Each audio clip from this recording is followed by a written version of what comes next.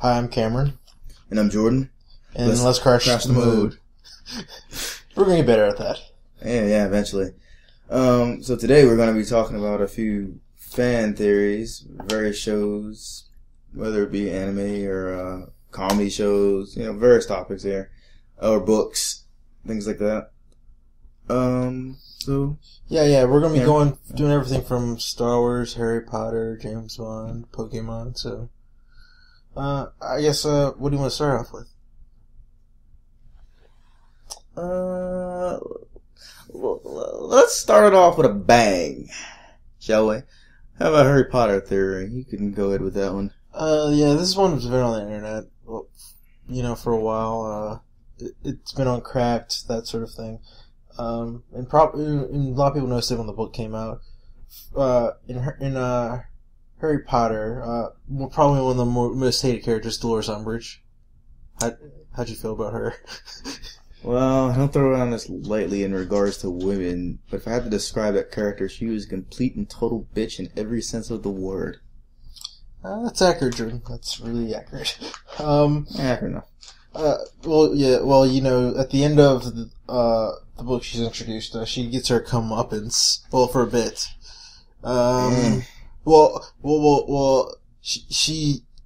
She's very insulting to various creatures, and she insults the centaurs and everything. And at the end of the book, she gets dragged away by the centaurs. They just let her. That's the thing. And when she comes back, she's traumatized. She's roughed up, and when you're reading the book, I didn't really think about it. I just feel like they beat her up or something, which is bad. It's some magical torture, yeah. Which is pretty damn bad, but still. But it's been pointed out that they might have raped her. And I'm sure there is a reason behind that. Would you enlighten the audience?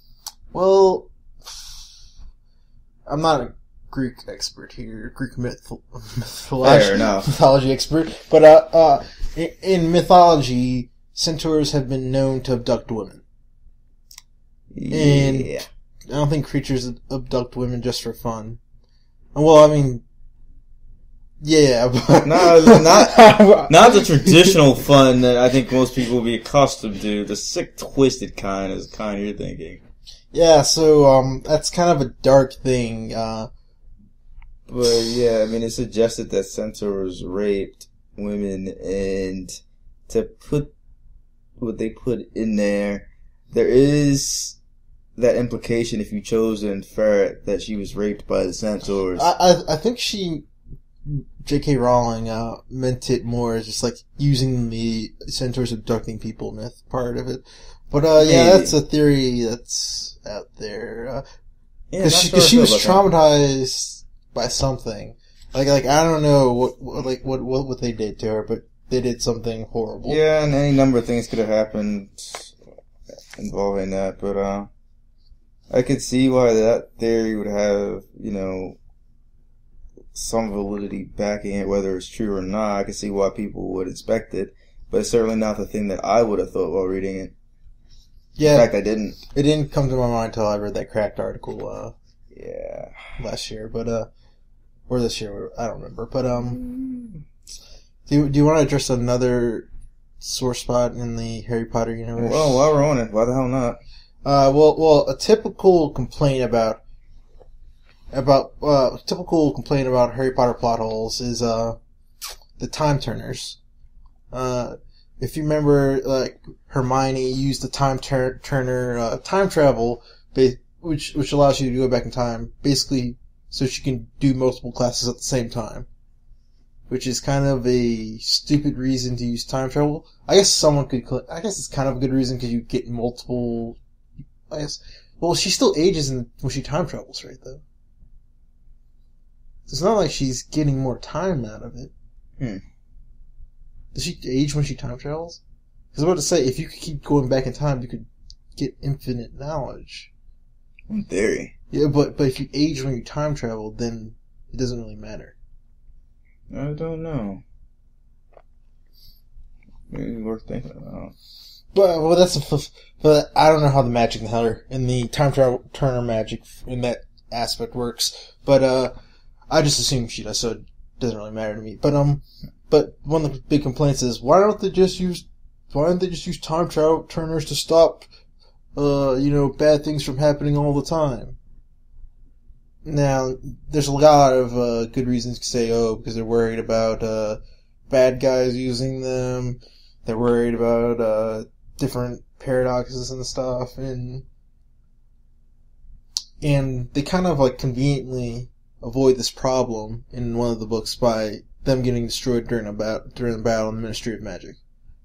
Which is kind of convenient, right, Jordan? Now, I would argue that it wouldn't matter if they use the time turner, because I think the time travel in the Harry Potter universe follows the principle of self-consistency, which is basically that if they were going to use the time turner to go back and change something, it would have already happened in the past. Like, you can't change the universe. So, in the third book, he had already been saved by himself before he went back in time. And so it was written into the universe that he would do that in the future. So, if you're going to go back in time and stop a murder, you have already stopped the murderer previously, so there's no point in going back in time, but it's written that you have to go back into the time for some reason to stop the murder. Oh, time paradoxes and the resolution. So maybe you can make the argument that the universe destroyed those time turners to prevent a paradox from occurring in the future. But then that would give validity to J.K. Rowling. I'm not sure I want to do that, but I do see the point. So, I mean, that could have worked out. Assuming that wasn't just a big oversight on her part. It's either, in that case, it would be good writing, but in the grand scheme of things, it's either it was really good writing or at least okay writing, and if not that, shitty writing. It's tough to say which. She has a lot of moments like that. But, yeah. How about you do one that you know quite a bit about, the Pokemon one? Alright. There's like two major things that I'd like to address. Okay, I guess the first would be the Pokerus. This is a stupid name, so I'm going to refer to it by the full name, which is the Pokemon virus. I prefer Pokevirus. Okay, Pokevirus. Pokevirus is like, what is that? Would you immediately, if you heard Pokerus, would you think Pokemon virus? No, not really. Pokevirus. That makes sense. Still sounds stupid. But did they actually refer to it as Pokerus in the game? Yeah. Okay. It actually is in the game. I mean, there's a bunch of fan theories that come out of it, but Pokerus, Pokevirus, Pokemon virus, that exists. Like, I actually, when I had my original gold version, I remember, like, the Nurse Joy talking about it in the game, which would have meant that one of my Pokemon had it, and there was no way in hell back then that I would have known that and known to take advantage of it. And for all you who don't know the history of it, and that's what I'm getting to.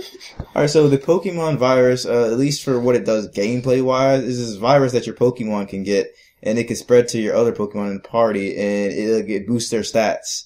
Like, and because it's supposed to be a virus that causes you to evolve. And it's actually like it's just a pretty harmless virus. And to be honest, like, it's, at least the concept, it isn't as far-fetched as you might think, because we're used to thinking about viruses in this just really horrible, negative way.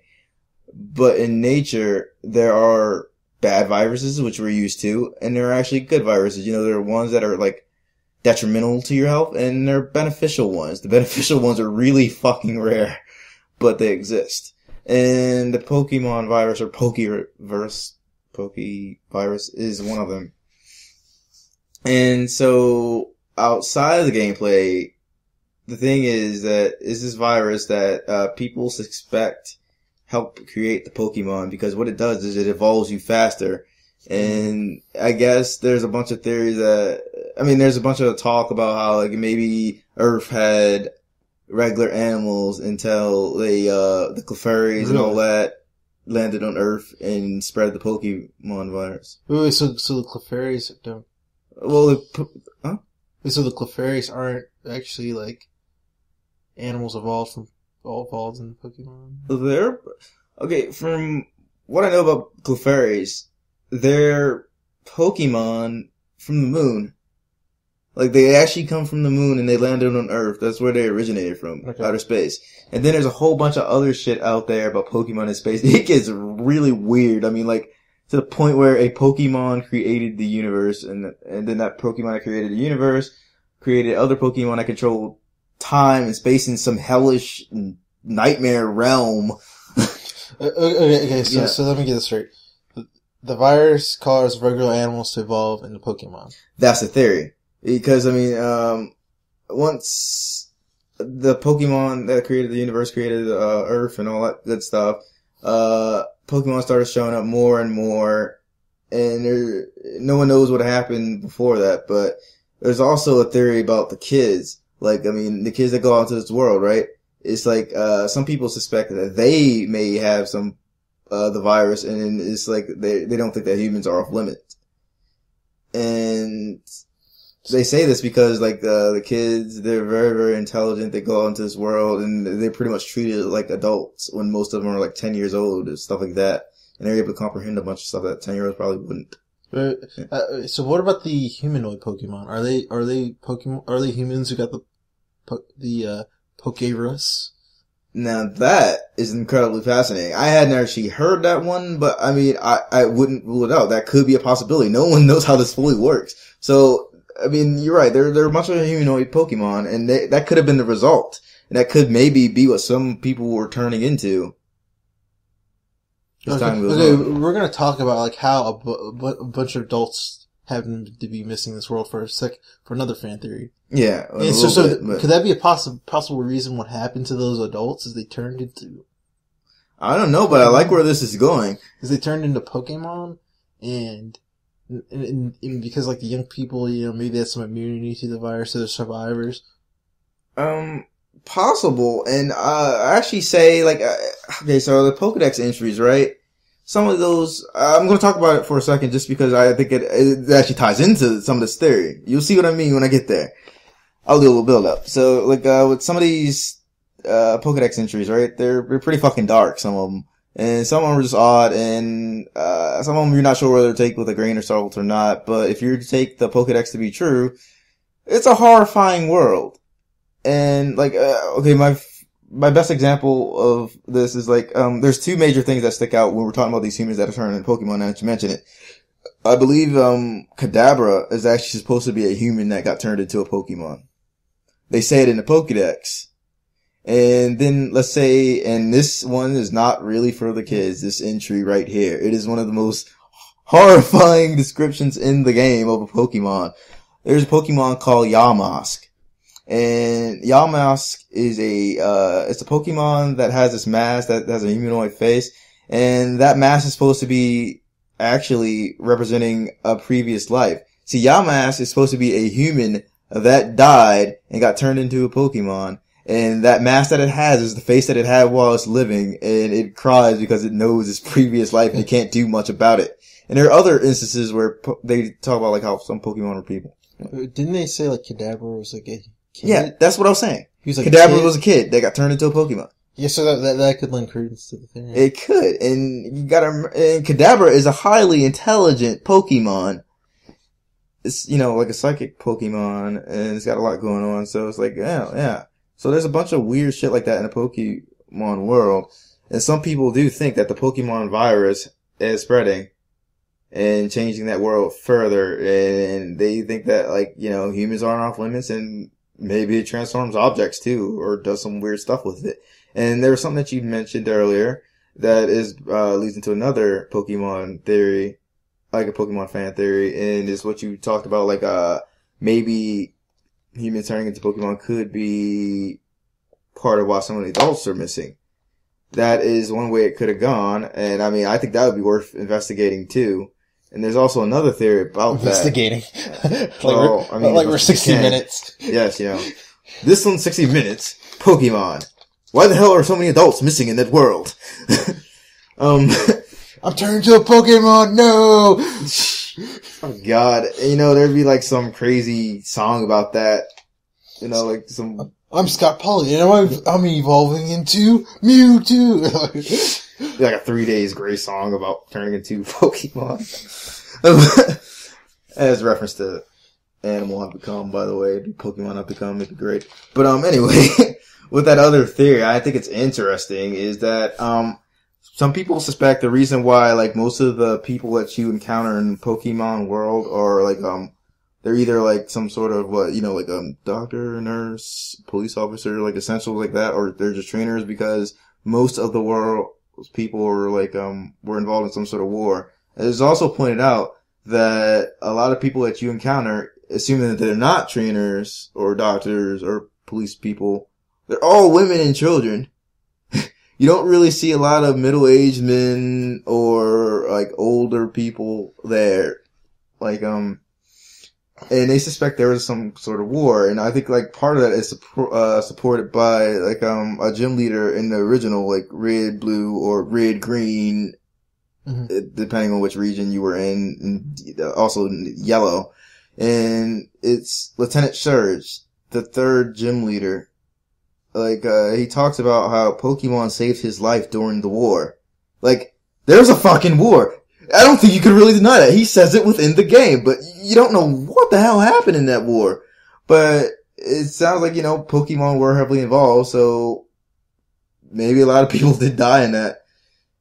Or, as Cameron here stated, it could be possible that some of them turned into Pokemon. Maybe some of them died, some of them went into Pokemon. You never know. That lends credence to it used to be our world, is that it's named after places from... Oh, yeah, like real places like Kanto, in Japan. Like Kanto region, and that kind of thing. But so it's possible that it was our world that got transformed by this Pokemon virus that is changing things on our world, is present in our world. I mean, there's no denying it. It's within the games. And the further you go into generations, the more they talk about Pokevirus. And another thing people bring up is the fact that Nurse Joy and Officer Jenny are possibly like clones.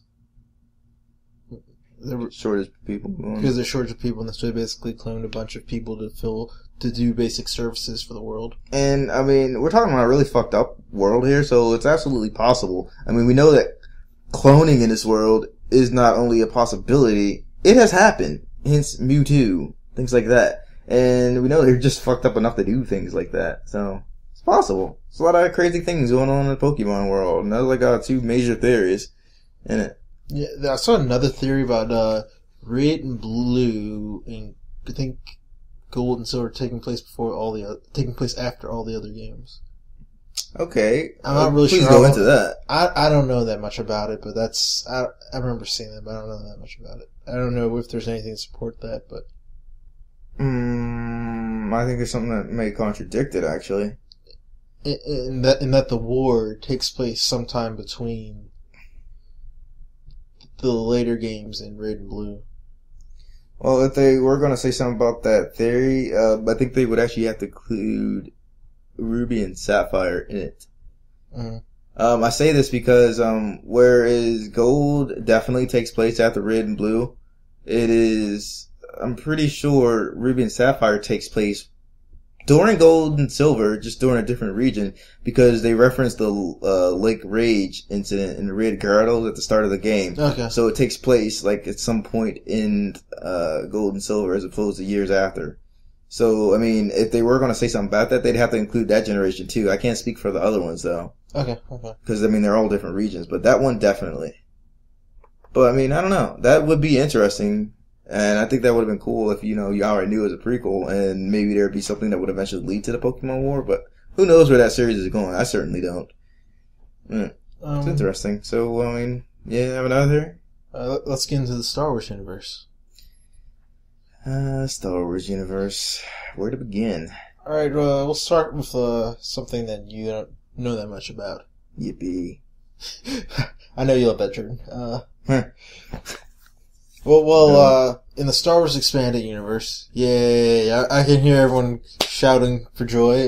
Hey, and I'm sure it's not sarcastic at all, right? Yeah.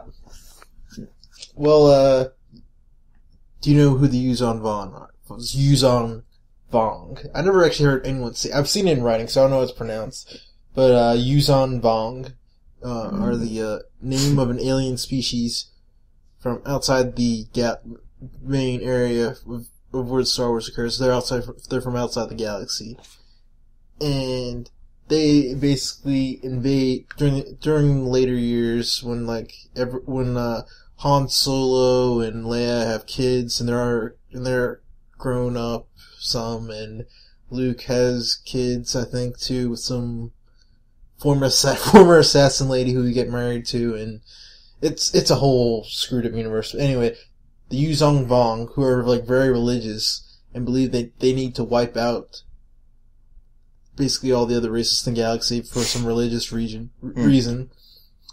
which is kind of like the plot of Halo now that I'm thinking about it. How about that? But isn't that the plot of Halo with Covenant and everything? Anyway. I guess so, yeah, something like that. Anyway, the Yuzong Wang basically kill a bunch of people, and like the Empire, the remnants of the Empire and the Republic have to team up and stop them, blah blah blah blah. But basically the fan theory is that you should take a different perspective on the Emperor Palpatine during Star Wars. Because the idea is that the Old Republic, they didn't have a standing army. All they had was Jedi. But through his like sort of machinations, he created a powerful army. He tried to create world-destroying weapons like the Death Star and the Death Star 2.0, in the hope. And the whole idea is he did this all in the hopes that he could create a strong, unified empire that would be able to survive the onslaught of this powerful alien race. And so you could think of the Emperor as kind of a sort of twisted Machiavellian hero who people misunderstood. That's the theory. And there's some reference, like I think, we talked about this guy the other day, Admiral Thrawn, who's the infamous Thrawn trilogy. I think, like, some of his scouts, he might have, I think it's implied in some things that he might have known about the Yuzong Vong, and he was preparing for that too. So there's some credence for some people, maybe, to have known, some people in the Empire have known about it, and that might have been the reason they sided with the Empire instead of the rebels. I'm not sure what you think about this. Does this sound like bullshit to you? Oh, absolutely. I mean, I feel like it'd be...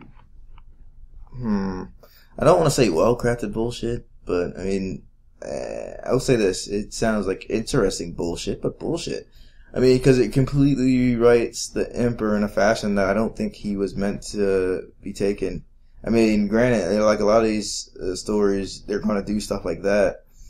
But, I mean, when we're talking about the expanded universe, whether it be the books or other material, I prefer stories that don't actually do anything with the characters that we've seen in movies. Like, I prefer the games Knights of the Old Republic and Knights of the Old Republic 2, The Sith Lords. I prefer those because they touch, I mean, it's like, it's undeniably Star Wars, but they touch on very, very different stuff. They touch on the past, what led to things being the way they do, and they offer up this expansive universe that doesn't mess with current continuity, but could easily be a part of it. Now, with this new stuff, I mean, you got a lot of hands on it, right? You got a lot of people doing this and that, and they're taking these characters that we see in the movies for, like, these new characters that they want them to be. Now, I have a lot of issues with George Lucas, and you know that. He's just, from what I've seen, he's a fucking dick, okay? I'm gonna come out right on and say that. And he just, over the years, it seems like a lot of his ideas weren't as panned out, or because he has more money, he can do what he wants. Okay, I don't think he's a dick per se. Because I'm pretty sure, like, he's helpful, he's given a lot to charity, he's done some nice things. I think it's more that he's become apathetic to the creative side, and he's become more interested in the business side of it. I never said he wasn't a charitable dick, just that he was a dick. Okay, no, okay. I mean, like, I say that because, you see some behind the scenes shit, and people talk about how unbearable he is to work with sometimes, and like some of the shit that he just would cancel out because he thought his vision was absolutely right. And at this point, it's like he clearly doesn't give a shit about his own creation. Like you said, I think he is focused more on the business side. But okay, that aside, for all the stuff that I can say about him in the originals, I feel like even though some of his ideas might have been really, really simple, he had a clear-cut way that he wanted some characters to be viewed.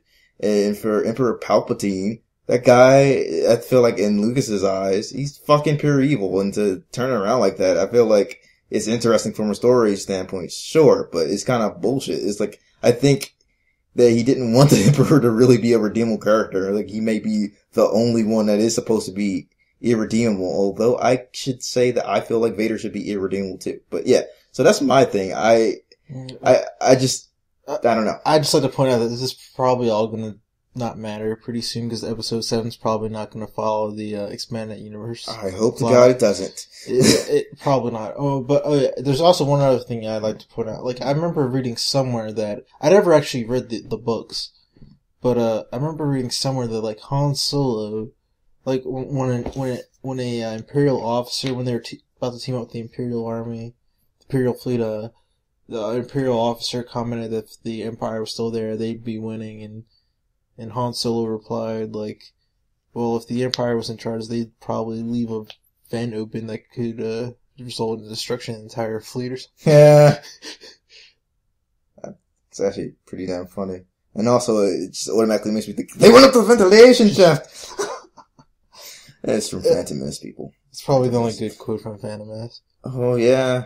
Yeah. That's not saying much, is it? Yeah, the prequels, it's amazing how many great quotes came from the original trilogy, and like how, like, I never quote the prequels at all. No. I mean, I think like a lot of the original is supposed to be memorable, though. You know, the original got so many good pieces of dialogue. Well, I mean, yeah, and I think like actually some of the good ones that came from the prequel really were just like, you know, some sort of alteration of an original. But there was one thing that I like. I mean, I don't quote it just because I feel like that's an unquotable thing in regular day life. But I did like how it was like. Only a Sith deals in absolutes. It was stupid, but I like it. It's just like, you just deal in absolute, asshole. Yeah. But that's what I like it because it's stupid, not because it's remarkable. But I think that's just like, a lot of writing for the prequel changed. But, yeah, so about that, I think it's bullshit. Interesting bullshit, but bullshit. I mean, they got carried away a lot in these expanded universe tales. I mean, Sidious is still around. Despite being dead because of all his, you know, clones, and they did go crazy routes like that. So I try not to pay that shit any mind. Like, yeah, like I think even Admiral Thrawn had a clone at one point, and they it's like we get it, y'all like clones. Damn, people, come on. It's really ridiculous stuff. But yeah. Okay, so there's another Star Wars theory. Well, okay, you know how in the prequels, Chewbacca knows Yoda, which is just fucking stupid. Yeah. I mean, I was about ready to go like, oh, come on. I would, if there weren't other people in the theater, I would have done that, but, yeah, see, you have your standards about that. Me, I'm a little looser with what I'm willing to do in a theater. I mean, I laughed when the younglings died. It was just funny.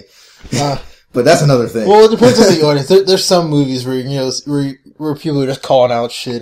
Yeah. Those can be like, pretty awesome. Remember when we saw Dark Knight? That was awful. Like, those bratty little kids? The movie was awesome. Yeah, like the bratty little kids, like, one, what the fuck were they doing there watching Dark Knight? But it's like, God, shut the hell up. It was late at night, too. It was. It's like, where are your fucking parents? We were like, watching the movie with them. That's what it was just us and those kids, and God, I didn't want to go to jail for assault. There's no real way. Back then, like, I mean, we really didn't have any way to see Dark Knight unless our parents wanted to see it, so it was like, kind of stuck with that. But, yeah, it was really, really weird. But go on with your theory. Okay, so you know how Chewbacca knew Yoda. So he was part of the, you know, kind of like knew the Jedi and all that stuff. There's also R2D, if you remember, at the end of Revenge of the Sith, R2D2 did not get his memory wiped. He did not. So he was aware of all this stuff. And all the memories with Anakin and Darth Vader and all that stuff. He was there in the room when all the shit went down. And so the theory is that the original trilogy, all that stuff of everyone getting together, was really organized by Chewbacca and R2D2.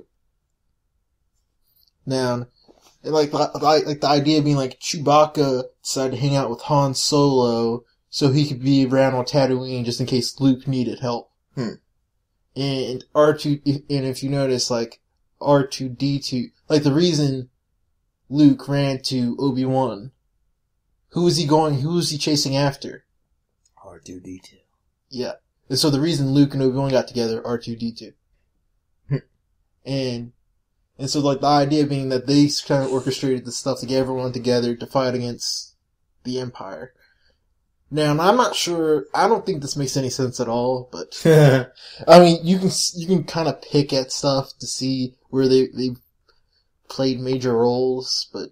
Well, I mean, I really think this is people just wanting to, give more credit, make things make more sense, or just like seeing something that could be coincidental with something that could be like, oh god, they might have thought it. Cause really, it could be like, oh, this is okay writing or shitty writing. I mean, it could go either way. But I mean, I see your point. It's like, it's a stretch. I just think it was more like George Lucas wanted to, in the prequels, he wanted to, say, oh, there's Chewbacca. You love Chewbacca in the originals. It's like, so if I put him in here, that means you enjoy these too, right? Right? If I, pad the movies with as much references to the prequels. Yeah. I mean, the originals. If I have R2-D2 and C-3PO, everyone will love it. It'll make sense.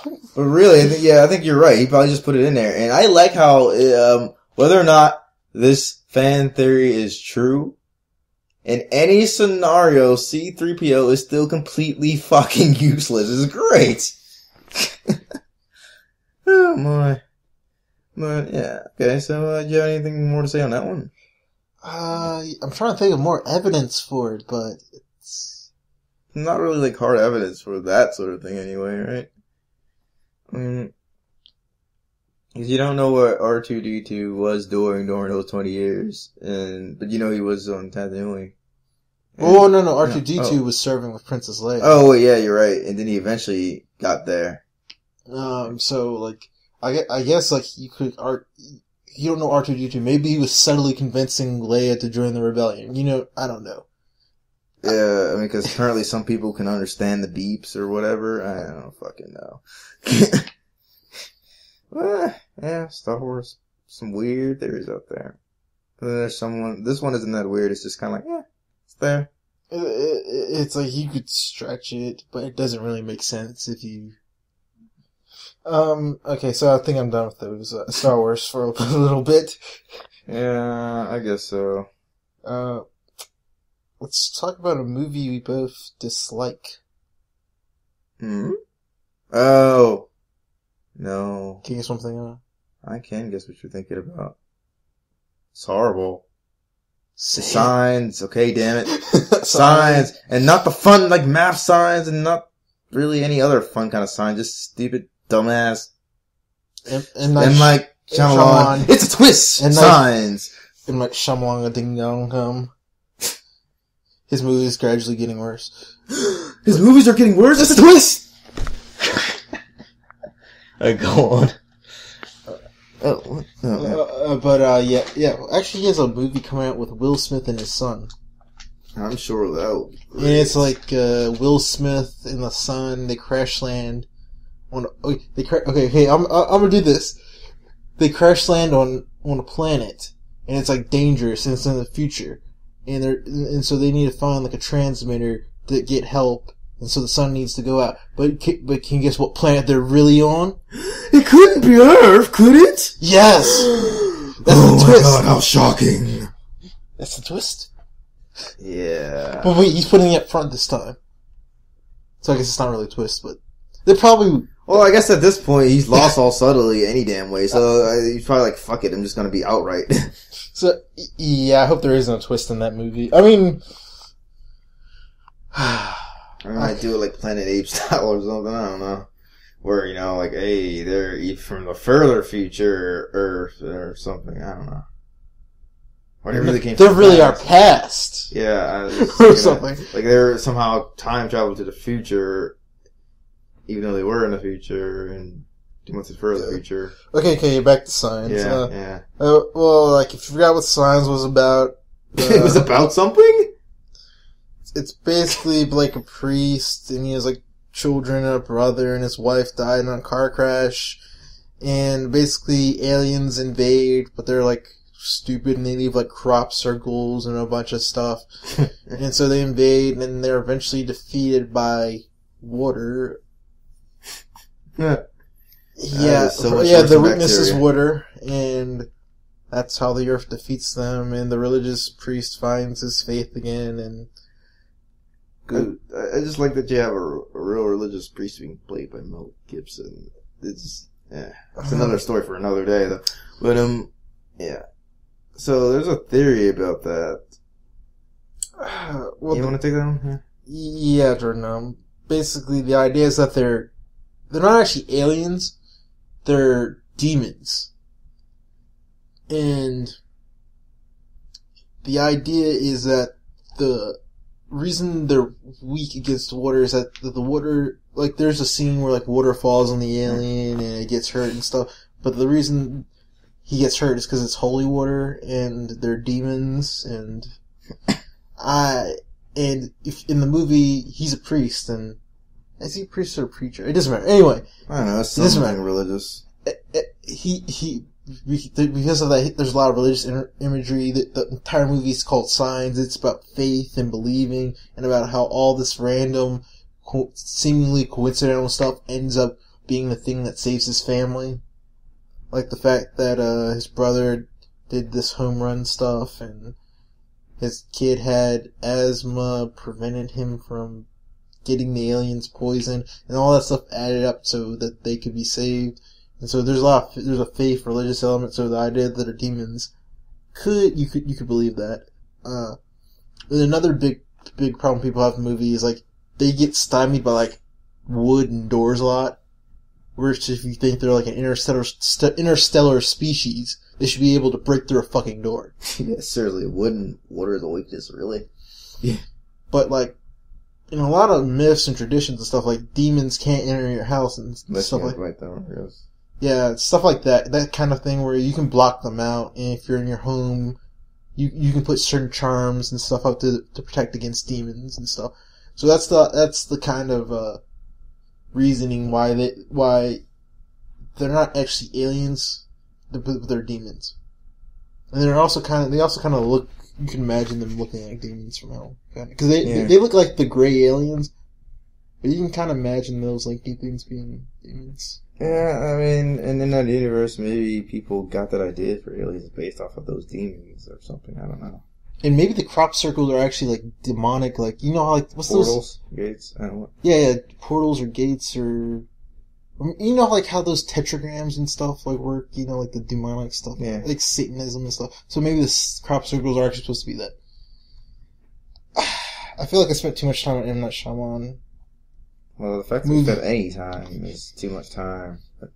I feel like we wrote the movie for him. It couldn't have been any worse. We turned it into a half-decent movie by ourselves. Yeah. So something. Oh my. Do you want to get into this Final Fantasy VIII theory you have? Because I didn't play this game. It's not so much that I have it. It's just like I have a hard time like contradicting it. And when I see a contradiction for it, I find it kind of hard to give it. So, okay, I'm going to first start off by saying that if this theory is true, it means that, God, they were subtle, they were clever, and this is damn good writing. If it turns out it's not true, it's just shitty writing and maybe just a plot hole. But, so there's a theory, it's been circling around the internet for a little while now. A couple people really got into it and created a long list of items that would suggest that after a certain point in Final Fantasy VIII, I believe after Disc 1, it is all a dream. or maybe dream's not the word. Yeah, I guess some people would think it might be a dream, and then some other people think like, it's him dying and it's like a dreamlike state as he's like passing on from our world to the next. And the reason why they had this theory was that, so there's a point in a game where they have to stop this queen. I don't know how familiar the audience is with it, but anyway. Could you give like a brief plot thing. Okay, so Like, even I. Okay, so in Final Fantasy VIII, the main character is a dude named Squall. He thinks he's tough, but really he's a whiny little bitch boy. That being said, he joins up. He has a gun sword, right? He has a gun sword, and that's the most awesome part about his character, and that's not even a character trait. It's just his weapon. I don't think it's practical, Jordan. I don't care if it's practical. It's fucking cool, okay? Yeah, so he has a weapon that's a gun blade, and his rival also has a gun blade, and it opens up with them dueling with the gun blades, and the gun blades are cool. I don't give a shit if they're practical. They're cool. Anyway, that being said, there's a mercenary school, it's like the garden, and there's a couple gardens, I think, floating around, and so, Squall is, he's taking his test so he could see if he could become a mercenary. And, okay, he starts off, like, by being this really mediocre guy, and he meets his crew that he's teamed up with to go on missions. And as the game progresses, it turns out all the major people that you're meeting in the game, all the people that he just thinks he's meeting for the first time, he's actually met them in the past. And eventually they have to stop this crazy queen from the future that, wants to compress time into a single moment so that she could take that moment and turn it into whatever she wants. And so, this being said, a lot of people have this theory because in the very beginning of the game, yeah, he's this real average dude. He tests okay, he's doing alright, he's working with the others, he's not leading them. And everything is actually, if you ignore the fact that it's a Final Fantasy world, it's actually a normal world, all things considered, you know? It's got its own quirky little elements, but that's just it. It's pretty normal. So at one point, they decided they have to stop this queen that would turn out to be like she's the wife of the dude that runs the garden, and this has to do with the future queen plot, like where her powers come from that. But anyway, he's forced to stop her, and during this mission, he's shot with an icicle. Mm-hmm. And you don't see what happens to him after he gets shot with the icicle. They all thought he was dead. And next thing you know, you're in a prison. Well, he's in a prison. Squall. Okay. And after that, everything just goes batshit insane. Because somehow he's completely healed. It could have been someone in his crew, sure. But anyway, he's completely healed. You know, eventually he breaks out. He meets up with everyone. And all of a sudden, he goes from being this just average, just mediocre dude to everyone coming to him to solve their problems. And not only that, he gets to the point where he actually has to run the fucking school. He has to stop this crazy ass dragon. By the way, the music playing was awesome. But yeah, he has to stop this dragon. And then it gets even more insane. And I'm sorry I didn't, preface this with there's shit ton of spoilers here. But, so, anyway, right, that's not bad enough. So the plot gets a little crazier. He finds out this queen may not be in full control. There's this queen from the future that actually gave her powers to her. And so when they eventually do defeat this queen, her powers go to the love interest of Squall, Renoa, I think her name was, or, just that chick he wanted to bang. And so he gets to save her. And there's some strong evidence leading to this theory because, okay, right, before the icicle goes through, right, he meets Renoa, she's strong-willed, and he's pretty much, he's like, oh my god, I want to bang you. And she's like, no, dude, no. And she kind of just uses him to go to the mission and everything. But all of a sudden, she's in love with him. She wants to be with him. She cares less about the stuff that she was caring about, more about him. And now, she's in danger because he stopped the queen. Now he has to continue that and stop this, Ultimecia from doing everything by taking over the girl. So eventually, they get taken into the future, shit you not, and they have to stop Ultimecia. And for all those who know, this is a bitch of a battle, because you fight Ultimecia. And then it gets interesting. Even more so. Because after you fight Ultimecia, she has, in this game it's a guard force, but in some games it's a summon, some games it's an esper, but she has a summon creature. And that summon creature is the creature that is on his ring. See, he has this ring, and he has a creature on it called Grievier. She summons Grievier! And he has to defeat this creature. And so he defeats this creature, they fuse, her and the creature, he has to defeat her in that mode, and he has to defeat her again, and then it gets better. So he defeats her, time still managed to get compressed because she fucking won, in that sense. and he takes advantage of the time compression. He goes back in the past and pretty much dooms the queen in the past to lead her down a path that would give her Ultimesia's power. Mm-hmm. And not only that, to make sure things turn out exactly how it is and that he saves the universe, he tells her to take her and her husband and create the gardens, the school that he would one day go to. So in essence, he creates the gardens, he gives her power, he saves the universe, and he perpetuates this in a non-stop cycle. He gets back to his own timeline, and he celebrates as a hero. People go on about their life. The end. Now, some people will point out there's some things that they felt like he could not have known about, but at the same time, it's like, I don't think it matters because those things come into play after he already got the icicle shot through. So what's the theory? The theory is that it's all a dream. Like they think that everything after the icicles. Yes. Okay. So you basically got shot, and so are they saying he's dead or he's dreaming? Well, it's more like he's dying. Okay, so he's dying, and so while he's dying, he has like this. This is what's happening. Yeah, he's having this dream where he ends up saving the world.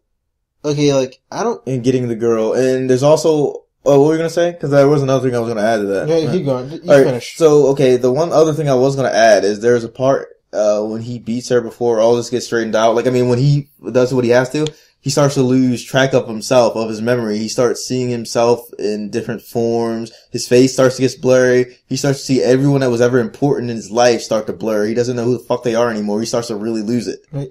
Okay, well, so that's what happens. Couldn't like, it be effective, like the time compression and travel and stuff? Oh yeah, that's absolutely a possibility. Well, okay, that was happening because he was doing it. My problem with that theory is, like, okay, was the time plot introduced before he got shot or after he got shot? After he got shot. Okay, so if you were dying and you're dreaming about getting the girl and saving the world, would you introduce a complicated time plot? If you're dying and these like images are just coming and you're kind of fading away, how would you have control of that? A complicated, philosophical, time-traveling, time compression plot where you go back into the past, you're doing a Terminator or some shit? Well, I mean, Skull was also like pretty distant. He kind of lived in his own little world anyway. I don't think it's that far removed. But I mean, like, but you gotta remember, it's not just him thinking, it's his subconscious, things that he could have viewed, things that, he might have seen that, like, influence that. He's not doing it consciously. It's just happening as he's dying. Like how some people might say that some people might be viewing this and that could be their version of heaven. But, here's another, you said time was compressed, right? Yeah, at the end. So maybe, like, all of his minds are kind of, future and past are kind of united. And so things he doesn't know about yet, he knows now because the time was compressed, so his future self was merged with his past self in a way. Possibility. Right. I don't know, like, I really like that theory though, cause it's like, well, yeah, he did get shot, and then he woke up perfectly healed, not knowing what happened between then and that, and then everything changed, everything got a lot trippier, a lot more surreal. And all this other shit happened. Cause, it's like, and, he got pulled into the future and all this other stuff, It happened. And yes, it's incredibly complicated and complex, but it was to say what really happens when you're out there dying. I mean, people in our world, we create stories all the time. Who's to say that wasn't part of some past story that he was working on in the corner of his mind? I don't know. And I mean, cause I feel like, before that, right? He was on a mission and he had failed. His thing was he's supposed to stop Queen Adia and he didn't. He got shot instead. And in this world, yeah, he didn't stop her, but eventually he essentially does, and yet he perpetuates her existence too. Kind of is like he can't let go of that moment. Okay. I mean, that's why I'm like, it could be valid. You're right. It could absolutely be just not. It could have been just like a plot hole, like something that they didn't really think about. And if that's the case, damn, that's sad. And I think it was like, there's a couple people that were thinking about this theory. And if it turns out it's a plot hole, then it's sad, but damn, they thought that out, and that is damn interesting. And if it turns out to be true, then that is clever on the writers. And subtle and pretty damn amazing. Alright. Either way, the people that thought out theory, I give them credit, because that is a creative and just interesting. Yeah. It's interesting to me, Dan. Well, let's move on.